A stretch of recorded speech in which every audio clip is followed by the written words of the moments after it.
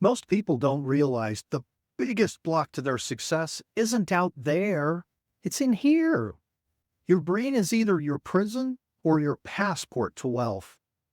You can earn a good living and still feel stuck because it deep down you don't believe you're worthy of wealth.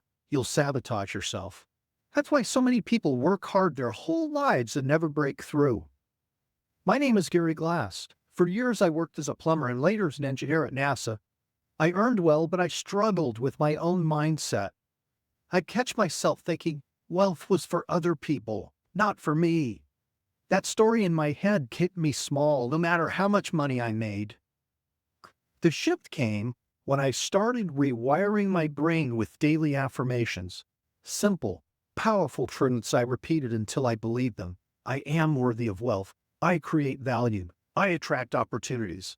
At first, it kind of telling it felt silly. But over time, my brain stopped arguing with me and started aligning with me. And when your mind believes it, your actions follow. So here's how to start rewiring your brain for wealth.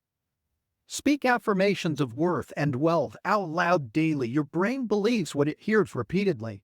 Second, replace the old story, I'll never get ahead, with a new one. I'm building wealth step by step by step.